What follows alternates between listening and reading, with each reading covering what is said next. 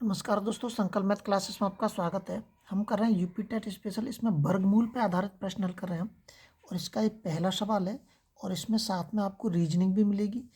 और शुरू करते हैं हम वर्गमूल का पहला सवाल। देखिए, ये आपको बाहर निकालना है। कैसे निकालना है हमें पता नहीं, हमें कैसे निकालेंगे इसको। तो इसको निकालने की जो विधि है, भाग विधि, उसको बड़ी ध्यान से आपको देखना है। अगर आप एक बार अच्छे से समझ जाएंगे तो आप ज़रूर निकाल देंगे। अगर आपने ध्यान से नहीं देखा या ध्यान से नहीं समझा तो समझ में नहीं आएगा।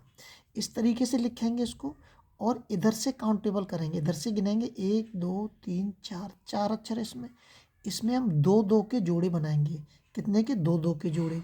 तो पीछे से बनाना शुरू करेंगे हम, दो के जोड़े, और इधर दो के जोड़े, दो दो के जोड़े बनाएंगे। अब जो हम भाग देंगे, दो संख्याओं में ही देंगे इकट्ठा। अगर इधर बाई चांस एक संख्या बचती है तो उस एक संख्या में ही भाग देंगे हम। इन दोनों को नहीं छेड़ेंगे। और पहला जो भाग देंगे वो ऐसा देंगे कि इस संख्या के नीचे कोई ना कोई वर्ग संख्या होनी चाहिए। मतलब उस संख्या का कोई ना कोई वर्गमूल होना चाहिए। जैसे मैं इसमें पहले देता हूँ, अगर मैं 8 से देता हूँ 8 8 64, तो इसके नीचे अगर मैं 64 रखूँगा तो 64 तो ज़्यादा हो जाएगा। इसलिए पहले मैं 7 से देता हूँ। 7 सत्ते 49, 7 बार जाएगा 49। ये वर्ग होता है कि नहीं होता है?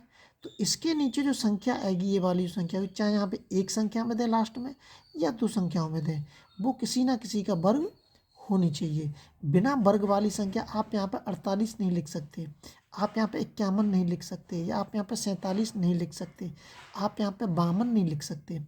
समझ में आ रहा होगा? अब क्या करेंगे, लाइन खींचेंगे हम। लाइन खींच, इसको इसमें से घटाइए। यहाँ से 14 14 में तो 9 जाएंगे तो 5 बचाएंगे और ये हो गया 0। अब फिर से ध्यान से समझना है। उत्तर कितना आया है? 7। जो उत्तर आया है 7, इसको इसके नीचे लिखेंगे और जोड़ देंगे। कितना आ गया? 14। अंक उतारेंगे। अब अंक एक का नहीं उतारेंगे, हमने जो दो दो के जोड़े बनाए हैं, दो का ही अंक उतारेंगे हम एक साथ, शायद संख्या कितनी भी बड़ी क्यों ना हो जाए। अब फिर यहाँ से ध्यान से समझना है, स्टेप बाय स्टेप बड़े ध्यान से समझना है आपको।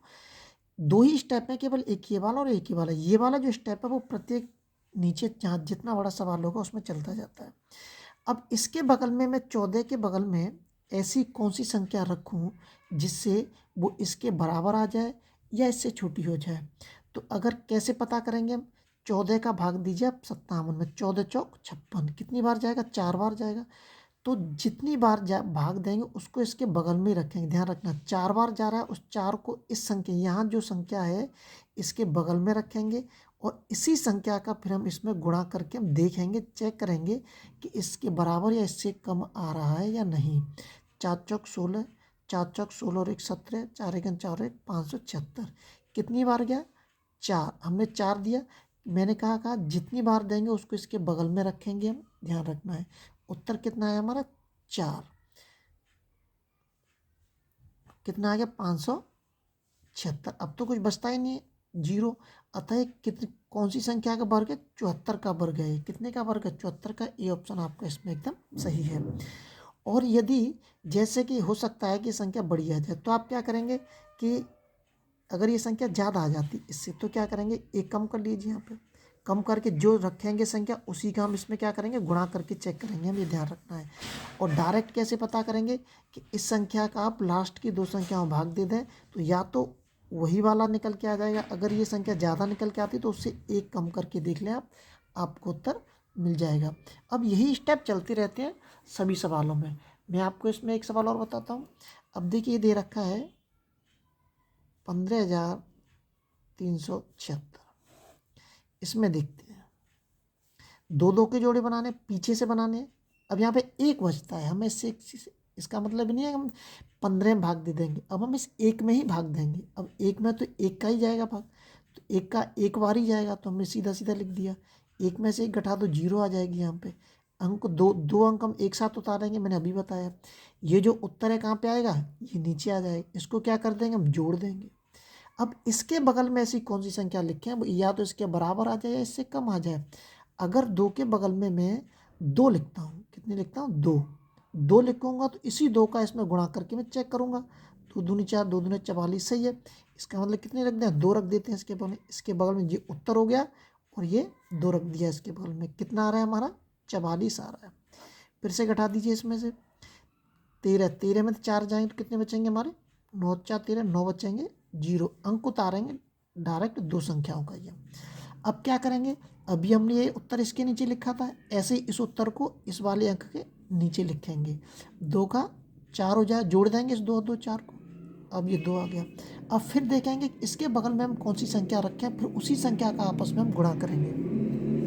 तो 24 है। अब कैसे पता करेंगे हम कि कौन सी संख्या लिखी जाए, तो आप लास्ट के अंक का इस लास्ट के अंक में गुणा करके भाग दे के देख लें। 2 चौक 8 कितनी बार जा रहा है, 4 बार जा रहा है।